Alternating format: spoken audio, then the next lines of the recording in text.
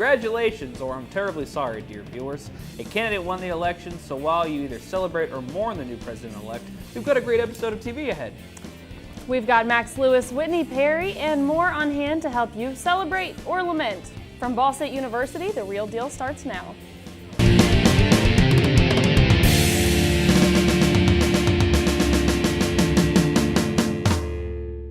Hello and welcome to The Real Deal, Ball State's one and only entertainment news show. I'm Logan Sowash. And I'm Madeline May.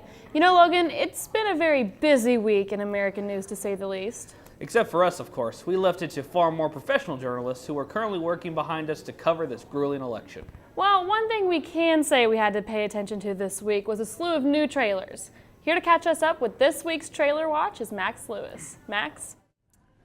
Yeah, there are some fantastic movies coming out soon, and I want to start with what I know will be the best movie, Fantastic Beasts and Where to Find Them. What is my reasoning for saying that, you may ask? J.K. Rowling wrote it. End of story. Anything J.K. Rowling writes, I will read, or in this case, watch. Also, the film is directed by David Yates, who also directed the 5th, 6th, 7th, and 8th Harry Potter films. Do you need any more of a reason to go? The movie is scheduled to be released on November 18th. And also being released on November 18th is the movie The Edge of 17. It stars Haley Steinfeld and Woody Harrelson.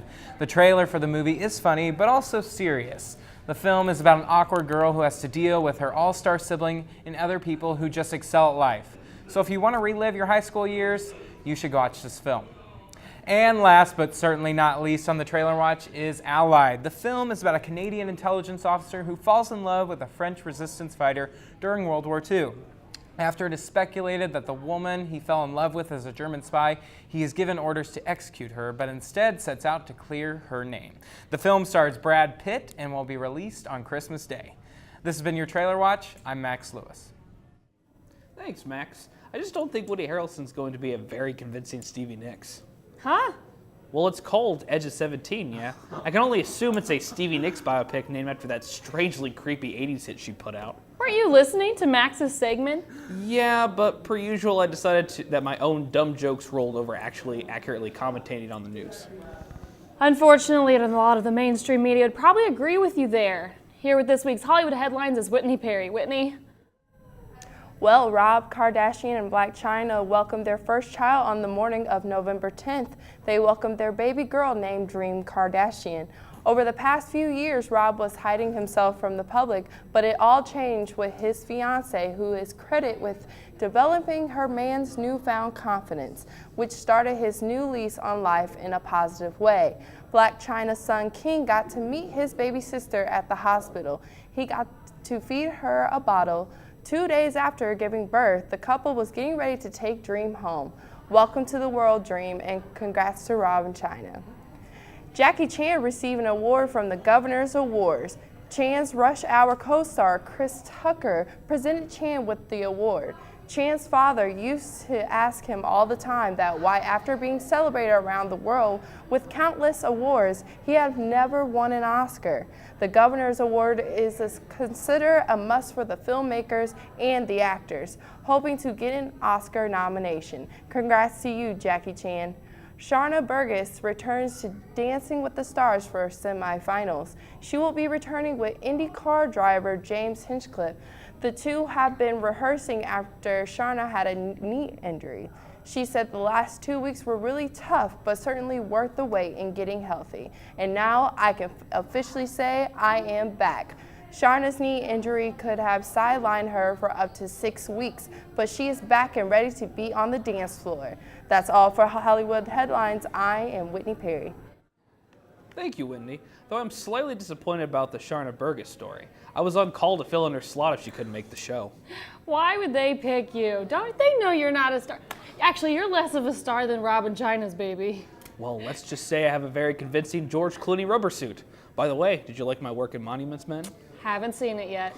We'll be right back with Rob White and Eli Brunsman. While everybody else is taking life, I'm gonna be saving it. And that's gonna be my way to serve. This is a personal gift from the United States government designed to bring death to the enemy. Well, I'm sorry, Sergeant. I can't touch a gun. You don't kill. No, sir. You know. Hey, Walter, is the family coming for Christmas? Every single one of them. Who is this white man? I figured y'all be hungry from traveling, so I put a little something together for y'all. Milk tea with tapioca balls. You're at the top of everyone's list when it comes to translations. You hear any words? Is that? Yes. Am I the only one having trouble saying aliens? So what do they look like? You'll see soon enough. They need to see me. The trolls. They sing, they dance, and have lots of fun.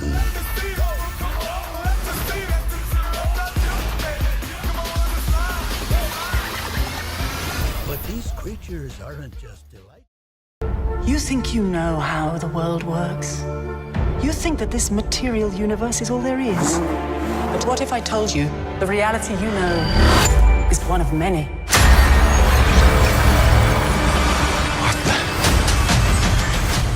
This doesn't make any sense. Welcome back. Needless to say, I've been bugging out over our next segment. Rob White is here to give us an excursion into the new Tribe Called Quest album. Can we kick it, Rob? The legendary 90s hip-hop group A Tribe Called Quest recently debuted their newest album named We Got It From Here, Thank You For Your Service. After an 18-year gap between their last album, The Love Movement, and the tragic death of the group members Phife Dawg, the thought of the group making another album seemed impossible. Despite all this, the group had the privilege of recording music and releasing an album for their fans one last time. The album includes 16 tracks and features many other artists such as Andre 3000, Busta Rhymes, Kendrick Lamar, Kanye West, and even Elton John. If you're a fan of 90s sounding hip-hop, then you will definitely like this project. Songs such as We the People, Whatever Will Be, and Mobius add that old style of rap that Tribe is known for. However, if you prefer more of that modern sounding hip-hop aesthetic, then you will also enjoy this album. Tribe Called Quest beautifully mixes the two styles in such a way by adding the other artists previously mentioned and putting their own flavor on the record. Its blend of melody associated with the high level of lyrically charged verses makes the project a great listen throughout. In their early career, Tribe was known as the pioneers of alternative hip-hop. Due to the fact that most rappers at the time were rapping about violence and sex, they decided to take a different approach and rapped about other topics such as social issues that was going on at the time. This album is no exception to that. The group touches on topics that we are dealing with today, such as racial issues, sexism, police brutality, and inequality. Having a group still bring up these issues not only pleases their fans, but also opens up the discussion to others on how to deal with these issues and find the solutions. Overall, this album is a great listen from start to finish. Although it does include 16 tracks, which might seem like a little bit long of an album for people, but if you are a hip-hop fan, I highly recommend you at least try to sit down and listen. We Got It From Here, Thank You For Your Service is one of my favorite projects of the year so far, and I doubt you'll be disappointed. That's my review of A Tribe Called Quest's new album. Until next time, I'm Rob White. Thanks, Rob. Moving on from rap. Oh, no, Madeline. The rap train has not pulled out of the Stizzy station yet, Home Slice. Stizzy station? You're right. Even that was below me. Here to talk about the new Hamilton mixtape is Eli Brunsman. Eli? If you've been alive the past couple of years, you've probably heard of Lin-Manuel Miranda's Broadway show, Hamilton. Hamilton depicts the life of Alexander Hamilton in a very unique way, using hip-hop. This attracted fans of history, rap music, and Broadway, creating a huge fan base. The show won 11 Tonys, and Lin-Manuel Miranda is a Pulitzer Prize winner. Hamilton's back on everyone's radar because on November 3rd, Lin-Manuel Miranda released the track list for the upcoming release, the Hamilton mixtape. This track list features some huge names, including Wiz Khalifa, Jimmy Fallon, John Legend, Alicia Keys, and Kelly Clarkson. 2 songs have been released already, but the mixtape's official release date is December 2nd. The release of the track Immigrants has been considered timely considering the brutal election cycle we have gone through. In addition, Sia and Jeremiah feature on the mixtape's version of the sultry Satisfy, and Busta Rhymes and The Roots add their own original spin to the seminal My Shot. From these first 3 singles, the mixtape will surely provide. Apart from the songs that fans already know, the mixtape promises a wealth of new material for hardcore Hamilton heads. For starters, we will be hearing a demo version of the scrapped Cabinet Battle 3, with Lin-Manuel himself rapping as every different character. In addition, we will be hearing Chance the Rapper performing the scrapped Dear Theodosia reprise. Apart from the newer tracks, it will be fascinating to hear about how each artist approaches the tracks that they perform on. Hamilton is famous for representing a huge variety of musical stylings, and from this mixtape's track list, it seems like these remixes will continue to represent everything that the musical itself stands for. After Hamilton's original recording by the cast reached number 3 on the Billboard 200, there's no telling what the Hamilton mixtape is capable of. I know that I'm excited, and I'm almost positive that the mixtape will prove to be rewarding for fans of the show and newcomers alike. Here's hoping Jimmy Fallon as King George is as perfect as I imagine. Thanks for watching. I'm Eli Brunsman. Happy listening. Thanks, Eli. It really seems like Hamilton will never go away. Because it's so ubiquitous in pop culture now? No, because every hour on the dot, Louis Wiesman comes in full colonial clothing, ringing a bell and rapping Hamilton songs at me. That sounds like the kind of stuff you report to the police. I've reported worse. Stick around, we've got Angela Auriemma and Margaret Mitchell on deck.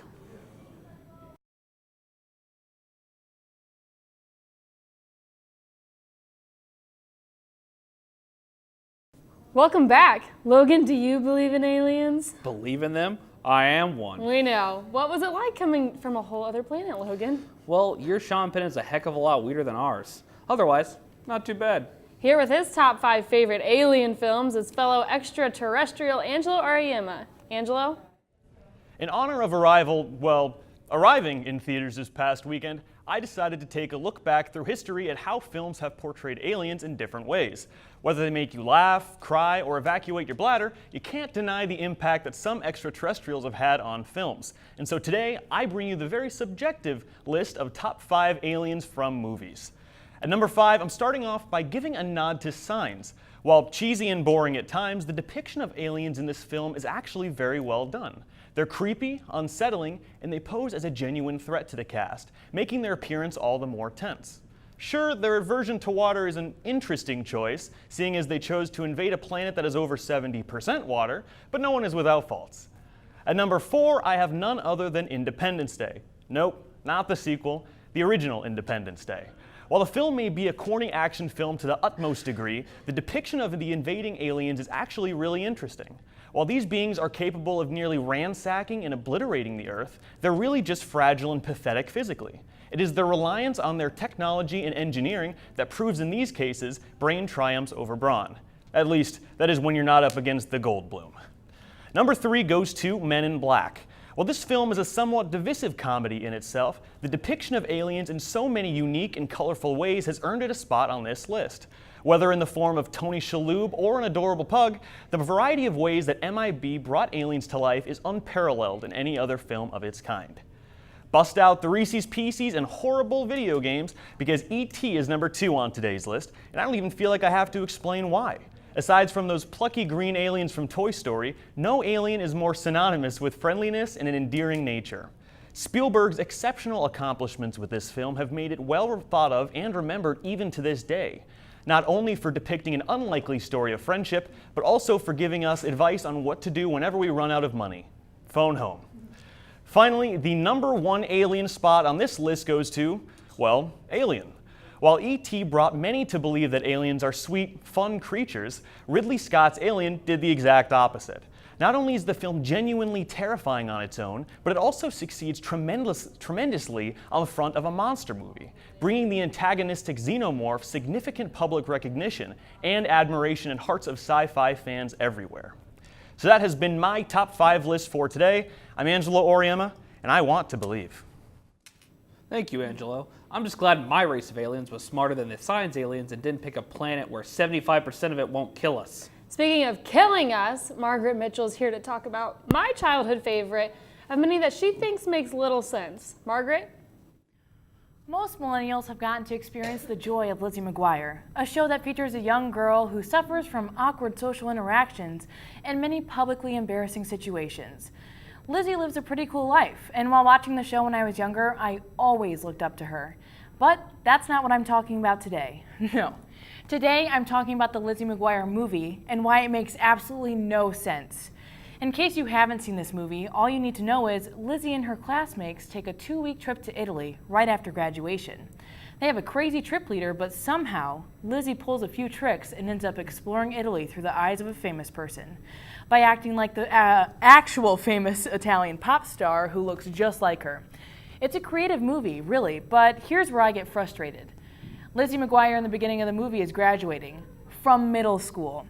This girl is just now old enough to get a curfew late enough to see the sun dip behind the horizon, and she's going on this trip to Italy. That part might even sound normal to you, but where it gets odd is when Lizzie meets Paolo, the famous Italian singer who is partners with a singer who looks identical to Lizzie. Paolo looks like he's at least 19, at least, and is taking Lizzie around to all these fancy dates and weird outings. When I watched this movie at my current age, where I understand all the details, I was extremely uncomfortable by this. Another thing that drives me crazy is her parents. They're the weirdest and funniest couple you'll see on family TV shows, but they had me rolling my eyes because they bought 3 tickets to Italy just to go check on Lizzie because they missed her. And I know that's normal for parents to miss their children, but the trip was only 2 weeks. That's 14 days. Come on, parents. And you know what? Maybe I'm crazy for being so up in arms about this show, but I can't wrap my head around this movie. And I hate that it didn't faze me when I was younger, and now it tears me apart to watch. Man, I must be really growing up. But if you ever enjoyed Lizzie McGuire as a kid, I highly recommend watching it again to see if you notice all the absurdities. Thanks for listening to my rant. Until next time, I'm Margaret Mitchell. Thanks, Margaret, and you'll find your desk packed up when you leave the studio today because we cannot have this sort of slander in a professional environment. Stick around for our final word. What makes Albus Dumbledore so fond of you, Mr. Scamander? First trip to America? Yes. Must get that fixed. Anything edible in there? Tomorrow night, you're gone. I'm gonna rain on you like a thunderstorm. I feel like I should be on a box of Wheaties doing a Gatorade commercial.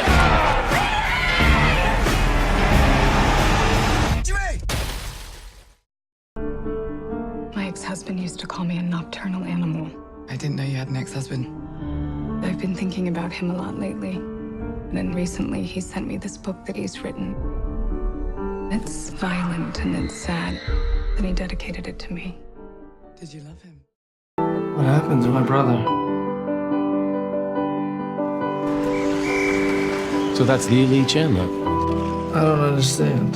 Which part are you having trouble with? Well, I can't be his guardian. Well, your brother provided for your nephew's upkeep. I think the idea was that you would relocate. I'm having a problem today, Nadine. Several. I don't really have any friends at the moment. Why don't you try being positive? Mom, you always say the same thing. I'm gonna write down the next thing you're gonna say to me. I'm not playing your little games, Nadine. Congratulations. You have all the answers, don't you? For my final word, I wanted to talk about a film that came out this past weekend that might be the best film I've seen all year. That's Arrival. Angela's whole segment was in honor of this film, and however, in case you don't know about the film, it's a sci-fi film starring Amy Adams and Jeremy Renner about Earth's attempt to build a connection with an alien species through communication. The only problem is that they surprisingly cannot communicate with the aliens in any way. In order to fix this problem, the U.S. military recruits an expert linguist, Amy Adams, and Jeremy Renner scientist, hoping that they can figure out whether the aliens are on Earth for peaceful reasons or for more gruesome purposes. I'm just going to get right to the point. This film is a masterpiece. It's the type of film that masterfully handles its premise. When I first saw the trailer for this film, it looked like a love child between Robert Zemeckis' Contact and the visuals of Nolan's Interstellar. To my surprise, it puts both those movies to shame. Arrival is beautiful, gripping, emotional, and just so damn good. It's the type of film that I want to find problems in because I couldn't believe how flawless the film was. Also, I nearly cried during this film, which is something I did not want to happen. I'm not a big fan of crying in the theater with other people. In summary, please go see this film. In my opinion, it's better than Interstellar, Gravity, The Martian, and Contact. It's the kind of quality film that nobody should miss out on. And speaking of quality entertainment, you wanted to talk about something about local entertainment opportunities in Indy this winter, right, Madeline? Yes, Logan, we don't typically think of Central Indiana as being a big Broadway hub or the birthplace of today's hottest stars, but this mentality has got to go out the window along with the tie you wear week after week. Indianapolis is booming. I bet you didn't know, on July 31st, 2015, One Direction played Drag Me Down here in Indiana before anywhere else in the world. I did not. That's right, they tested their brand new song on us before it was released. This being said, we have the good, and the holidays are a great time of the year to take advantage of the many cozy theaters in Indianapolis. The Summer Outdoor Concert Series is fun when it's warm and people flood in, but winter in Indiana is about that classed up, ritzy, old theater lifestyle. Great example of this. Megan Hilty from NBC's Smash will be doing her own holiday concert in the Cabaret Club on Monument Circle around the end of November, and she isn't the kind of act you want to see a football field away on some dirty grass. That kind of entertainment deserves a classy venue without a bad seat in the house. So, the colder it gets, take advantage of the unique live entertainment that Indy has to offer. You'll feel glamorous without paying those glamorous prices. You know, I'm glamorous. Wait, what's happening? Did you just put this in my script? This is what happens when I don't pre-read. And that wraps up the show for this week. Be sure to check out our website, Facebook, and Twitter pages for news and updates on all things entertainment. I'm Logan Sowash. And I'm Madeline May. We'll see you next time.